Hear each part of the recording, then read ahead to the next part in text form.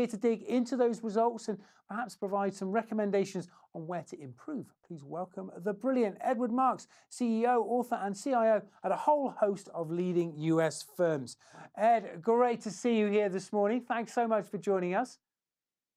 Yeah, thanks for having me. I'm super excited. I'm super excited to hear you as well, Ed, and I understand you've got up extremely early to come here and speak today, so I really appreciate the effort there. Yeah, no, I'm whenever you can be amongst your peers, and I've been learning as well here, it's a fabulous opportunity, so I'm super thrilled no matter what time of day. Yeah, well, it's great to have you all the way from the West Coast of the US. Ed, so maybe let's take a quick look at the results in those polls that we asked a moment or two ago, and get some quick thoughts from you on those. So obviously we asked where we thought folks ranked on the tech and business alignment scale. So let's have a look. So most people there ranking themselves pretty highly, which is encouraging, a 5 or a 4, a couple of 3s in there. Nobody's right at the outset of this. Nobody's doing poorly, but equally, nobody's quite in this top spot. Nobody thinks they've got this issue nailed. Some thoughts on that, Ed? Is that fairly common? You see people in these middle brackets? Well, by the fact that everyone's here probably says something already about, the level of maturity is a little bit higher than the average, and those scores represent that. But it's not surprising. So those are good. Yeah, excellent. Okay, well, let's take a quick look at the what we think that the business answered to that would answer to that same question. So maybe, well, actually, interestingly, there's a couple that think you'd be really high. There's a couple there that think they'd be really low. Other than that, it's kind of broadly similar. But it looks like maybe the business has either a higher or a lower perception of where the organization is in terms of IT alignment, which is really interesting. Yeah, I think generally, doing quick mental calculations, there's always that gap between where we think we are with alignment and where the business thinks. And even though there was a couple outliers at the very top, I think on the average, it was a little bit lower. But here's the good news, Ben, and why I'm so excited to share is that no matter where we are, I'm going to share like 6 things that will help take you maybe 1 point higher. And then also, in the other poll where we're not quite hitting the mark in terms of how the business looks at us, also we can close that gap. And so I'll have 6 things that I'm super excited to share about that are pretty simple that will help us move that needle. Yeah, great. Many thanks, Ed. Well, that feels like my cue to hand over to you. So let's get your slides up there on the back wall, and I will hand over, folks. Once again, if you've got any questions for Ed, we would love to hear from you. You've been great at submitting questions all throughout this week. So let's keep that going right to the end. Ed's got up really early to help deliver this final keynote. So let's show him the courtesy of a couple of questions. Ed, why don't I hand over to you, and I'll be back to facilitate some chat towards the end of the session. Super. Yeah. Again, thank you so much. So thrilled to be with all of you. I'm originally from Germany. Europe is always in my heart. And so super, stoked to share a couple of insights with you. And like I said, I have 6 things, and you may say to 1 or 2 or 3 of them, like, oh, that's no big deal. I do those already, which is great. But I'm really hopeful that at least one thing that I can share with you sort of lands and helps take you to the next level. Because all 6 of these things, someone shared with me at some point in my career, and I was able to embrace those and really achieve some amazing business objectives only because people shared with me. So happy to do it with all of you today. So moving ahead.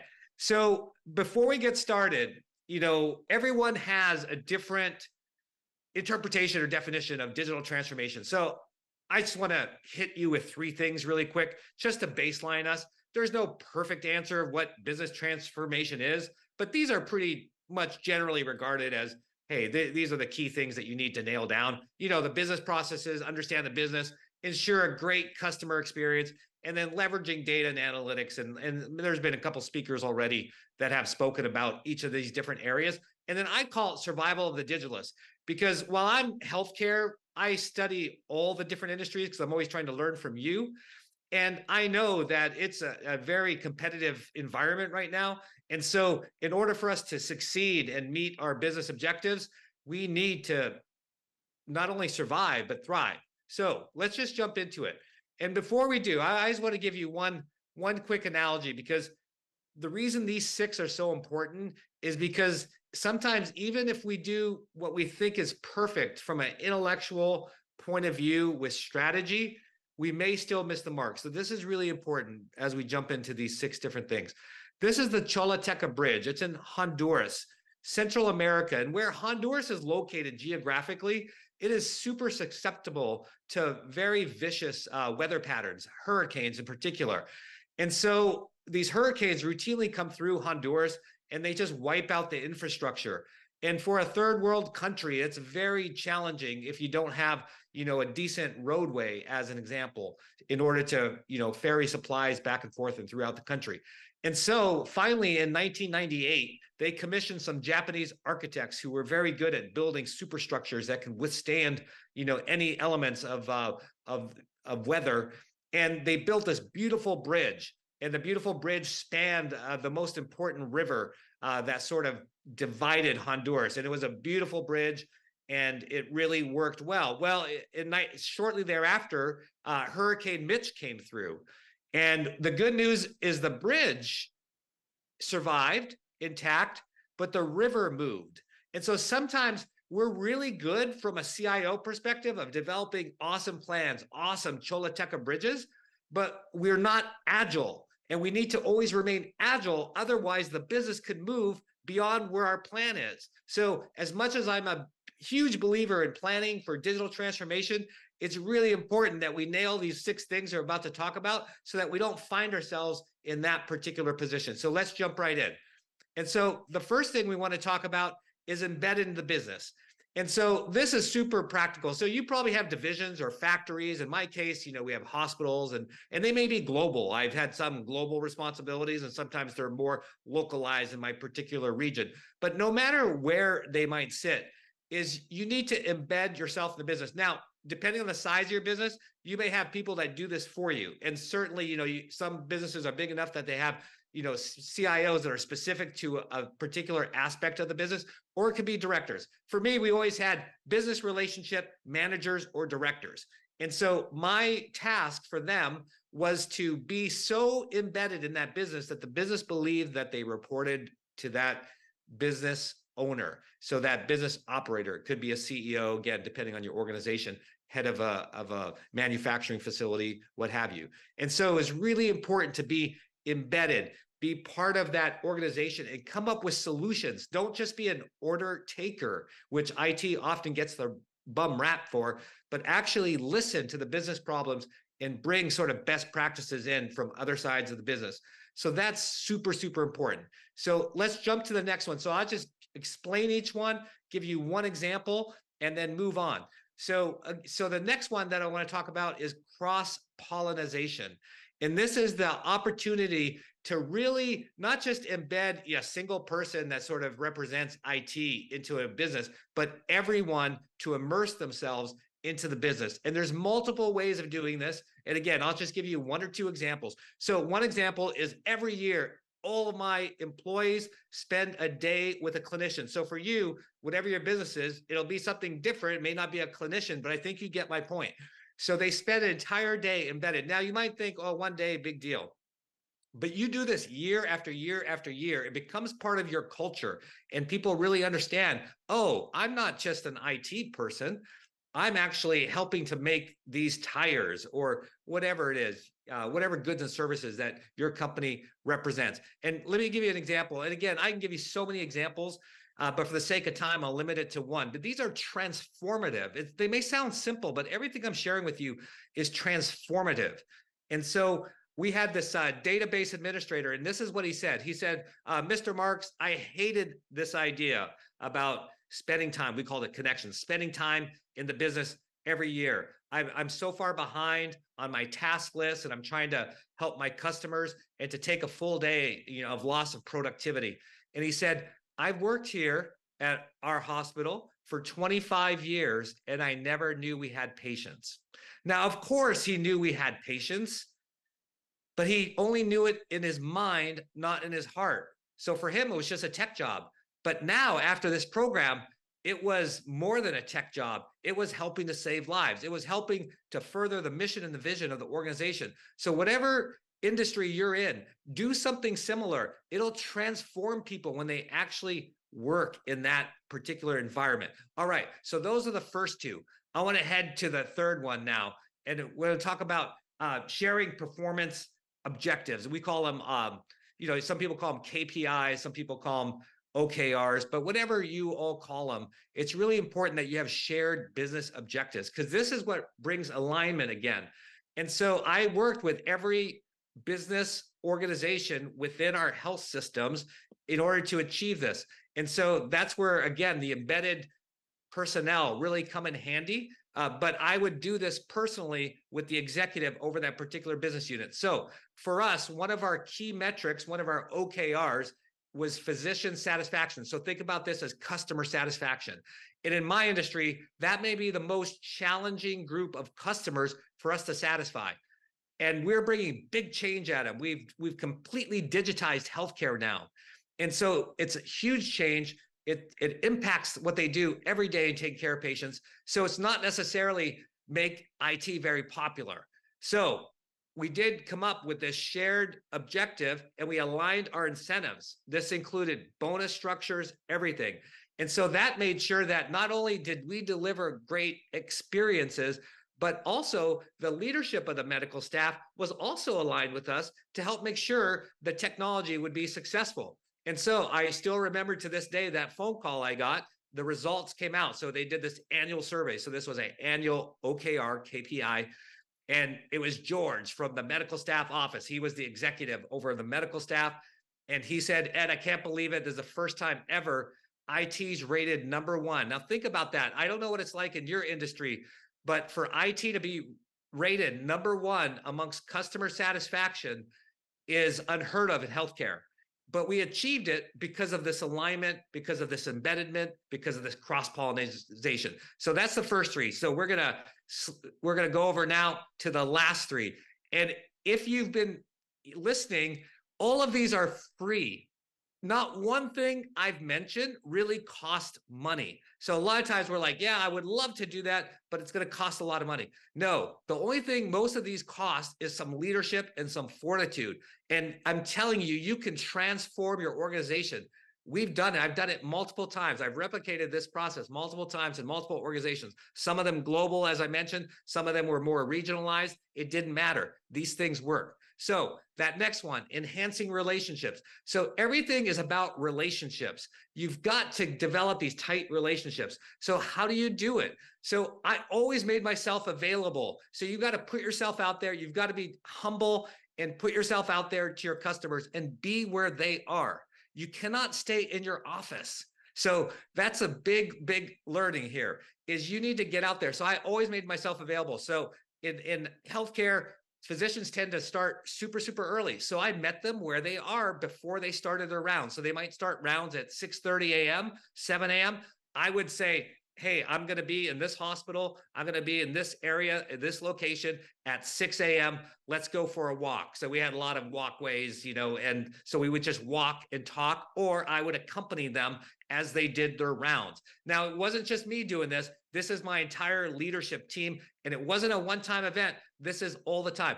And for others, I would do evenings. So every Wednesday evening, they knew that where I would be, and so they could have beer, wine, whatever they wanted. It was just like some chill time right after work before they went home, just to dialogue and talk and develop these relationships. So I never had people come to my office.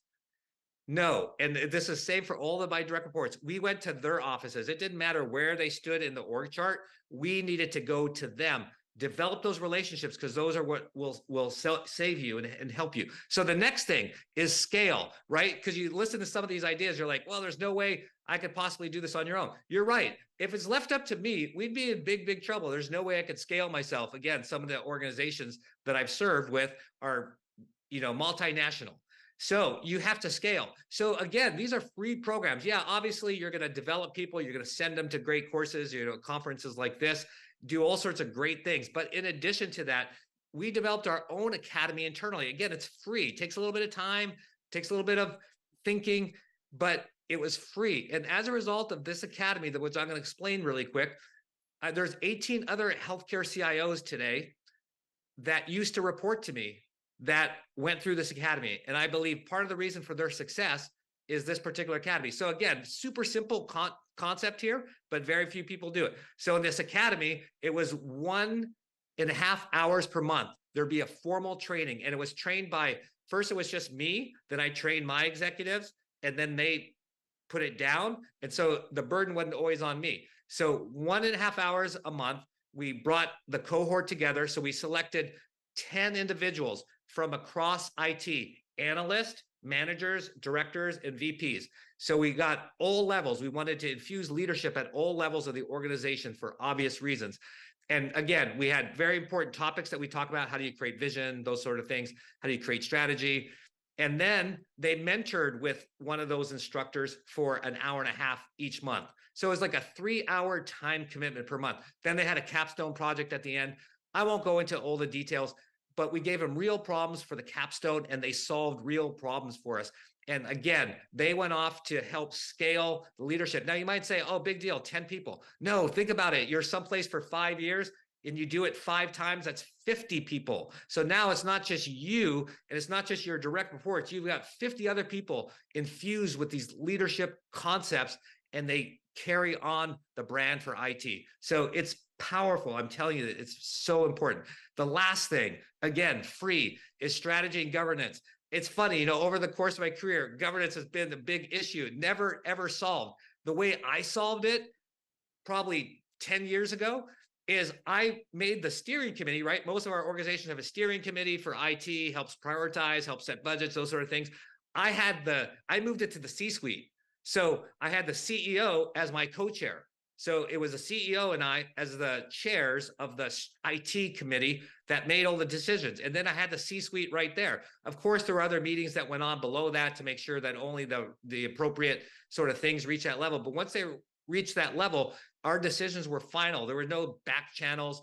And here's the kicker. Here's what really made this successful, is we did 360-degree reviews, if you will. So that meant if you came and you pitched your idea for funding, there was usually it was a standard document that was the ROI document. You knew you were coming back 360 days later, or basically a year later, and you were going to present that original slide, and we're going to present the results. That level of accountability does not exist in most organizations. And as a result, we saw the amount of requests for IT-specific projects reduced by 80%. So now we reduced that funnel. We can focus on that top 20% and make really good decisions. So I just went through 6 things super fast. I know you get it, these concepts. Try to give you some examples of how it works, but that's how you digitally transform the organization. Now, why is this important? Well, it's clear why it's important, but let me end with one last story. So the reason that this is important is this last story could be yours. So I'm hitting my slide advancer, which isn't working for me. So I'll just verbally share with you this story as we end. So a few years ago, so I love to race. I'm a pretty active person, and I love to race in the sport of triathlon. And so I was in a triathlon. And so the way it works, so I do these internationally as part of Team USA. And the way it works, you have to re-qualify to make the team. So in all of your countries, I've raced against all of your countries. You have to make the national team before you can make the international team and then go and compete internationally. So in 2018, I'll just cut to the chase. I was in the final 2 miles of a race. I feel this heavy pressure on my chest, and I'm like, there's no way I could be having a heart attack because, I'm an athlete and I always get checked out and I've got a clean bill of health. So there can't be anything wrong. But at the same time, I knew that there was definitely something wrong, but I was still running. I was still able to run. And I went through all these processes in my mind about, do I stop? What happens if I stop? Would it be faster just to race all the way through? And that's what I decided. I thought it'd be faster to get to medical help, which is at the end of the race, than it would be to just stop in the middle of the race. And so what ended up happening is they weren't sure. So the medical personnel weren't sure what was going on. But because I work in healthcare and lead digital transformation, I have all the little tools, medical tools, and one of them is like a little card, credit card size, that is a mobile EKG essentially. And so I was able to take that EKG capability and put it to the iPhone, and sure enough, I was having a widowmaker. And so the hospital was like, you need to bring this person in right away. It's a widowmaker, they should not be alive. And I went in there, and they took good care of me. They had already had all my images. They had shared it across the country to some of the world's leading cardiologists, and I made it through. And then after that, I was like, look, I made the team. I actually got the last spot on the team. I said, I made the team. And now the World Championships is in 90 days in Odense, Denmark. And they sort of chuckle like, oh, you'll be lucky, if you can walk, a mile, let alone, race internationally. But we leveraged a lot of tech and digital tech. And as a result, I was able to cross the finish line 90 days later, representing Team USA. So why is that important? Because it's you and I that are responsible for digital transformation in our organizations, whatever industry. And if I hadn't had a team doing this, that technology wouldn't exist that helped save my life. And it's the same for you in your particular industries. If it's not you, if it's not me that are helping to lead this digital transformation, making sure we have this alignment with the business, we're going to be in deep, deep trouble. And hopefully never something as extreme as my example. But I think you understand where I'm headed with that. So I'll wrap up with that. Again, thank you for having me. And Ben, I'll wait upon you. So thank you. Yeah, great stuff. Many thanks for sharing, Ed. Lovely to hear your story. I'm glad that you're all fit and well as well. Good to have you here in the flesh. And apologies for not being able to get your last slide up. Just a gremlin in the system here, but I think we got the story. So, folks, if you've got any questions for Ed, then please do let us know. We'd love to hear from you about anything that you've heard there, about tactics or strategies that you're employing at your business to better align the IT and the business. We'd love to hear from you. But Ed, let's maybe while we're waiting for the audience just to get their thoughts together. A quick question for me. You've got huge experience as a CIO. You've worked on the vendor side. You've been on the board of directors for multiple different organizations. What are the common barriers you see in terms of aligning the IT with the business across those different experiences? Yeah, I think a big one is, culture, which could be broken down into, make it more practical on the people side. And, people, change is hard for people and organizations, and that's probably a big barrier. And that's why I'm so big on the relationship side and gave a lot of ideas how to bridge those relationships. And so one really quick example, Ben, is what I did is I had a very resistant, you could think of it as a business unit president, is a CEO of our cardiology, which is, #1 in the world. And he was very resistant to the idea of, moving things to the cloud, moving things to IT, because IT wasn't a very strong performer, and they didn't want to play with us and all that kind of stuff. I could have forced him, right? I had the authority to force him, but that never leads to anything good. And so what I did is invited him to the data center. I know, as strange as that sounds, but he had never been to the data center. He was resistant to the data center and our movement to the cloud. So I thought, let's bring him in. So he came at 5 p.m. on a Wednesday. I had a dinner to go to at 7. He was still there.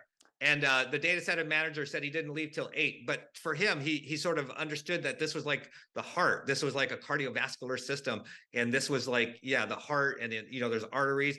And then he got it. I mean, he got it. He embraced it. And after that, he started moving things over. So if you just meet people where they are, don't force them, work with them, talk to them, spend time with them. It really makes a big difference. Yeah, I love this idea of making it real for people, helping them to understand what you're trying to achieve. A lot of these ideas are obviously great in theory, and we talk a lot about culture and change management and people. A lot of these softer things, these more intangible things, they're quite hard concepts to grasp sometimes. So, what else have you seen work well in terms of bringing people with you on that journey, showing them where the benefits lie for them? Yeah. Well, so another thing I do, I mentioned that connections program, but for my leadership, we did things on a monthly, weekly basis, and it really made a difference. So another example would be, and again, whatever business you're in, I know you can find the corollary here. So for us, right, doing surgery is super, super critical. And so I spent one shift a week, 5 a.m. to 1 p.m. in the operating room. Now, you could do the same on the floor shop, or whatever the corollary is for your business. But it would change the dynamic. So everyone who was resistant to IT, probably not everyone, but a good 90%, everyone who was resistant, when they saw that I was willing to come out down from the ivory tower and serve in the OR and help in the OR every single week, that was a game changer, because they were like, no, he understands us. He's trying to learn us. He gets us. And then it gave me a lot of new ideas as well. So you can do the same thing in your, there is a position that I believe that everyone can do in any industry that you can learn and really engage. And so I never advertised it, Ben. I just did it. And they started, and I even had a different name badge because we didn't want my coworkers to know, who I am, because I didn't want to be treated differently. But the doctors and everyone in the OR, they knew I mean, they could recognize me eventually, and I didn't have to say anything. It went like viral, and it wasn't my intent to have that happen, but it was my intent to make sure that they understood that I cared. And so they knew my heart. They were willing to, put up with some of the IT things that we would, quote unquote, force upon them. So there's all sorts of techniques like that can really make a difference. A lot easier to go incognito when you're wearing scrubs and a mask, I guess. Ed. But listen, I love these success stories that you're sharing, things that have gone well. Of course, there are also huge learnings to be taken from when things haven't gone so well, and we've talked a little bit about that over the course of the last couple of days, how we can learn from failure. Are there any stories that you can share where you've been able to take a learning from something that hasn't gone as planned? Yeah, for sure. We've failed multiple times, and so we try to create a culture where failure is tolerated. Not a blatant failure, but where you didn't do, where you just went complete off the rails and didn't follow some sort of best practice or guideline. But we try to create a culture where you're free to try to innovate, you're free to try to transform in a safe sort of environment. And yeah, things don't always work out. So I remember one time we spent a lot of money on development for a particular technology. And as we were about to bring it into the environment, there was a new technology that came out that really made this technology, worthless. It was the original Microsoft Surface, for people who remember that. It was like actually a coffee table size. And we had this great, system built, applications built on it. We thought it was revolutionary. And then the iPad came out, and totally sort of just, we just wasted a bunch of money. But I said, no, we didn't waste money. What did we learn from it? And out of that development came a solution to measure Alzheimer's. So it was the first application that came out to measure Alzheimer's, like how much it's progressing over time. It used to be a paper and pencil test, and now we had it automated on the iPad. So out of that failure, we learned from it, and then we said, hey, what can we take from that and apply it to something new? And that's what happened. So definitely, it's important, though, Ben, to make sure people feel safe that they can make mistakes. Otherwise, you get this risk-averse culture, and then no transformation happens because everyone plays it safe. So you have to have that careful balance. Yeah, I love that. Thanks so much for sharing, Ed. Ed, that is all we've got time for today, but it's been great speaking with you. Thank you so much for coming up here, sharing your thoughts, sharing your stories, sharing your experiences. A great way to round things out here at the summit. Yeah, thank you so much for having me. Great to be with my peers. Great stuff. Thank you, Ed. You take care. Thank you.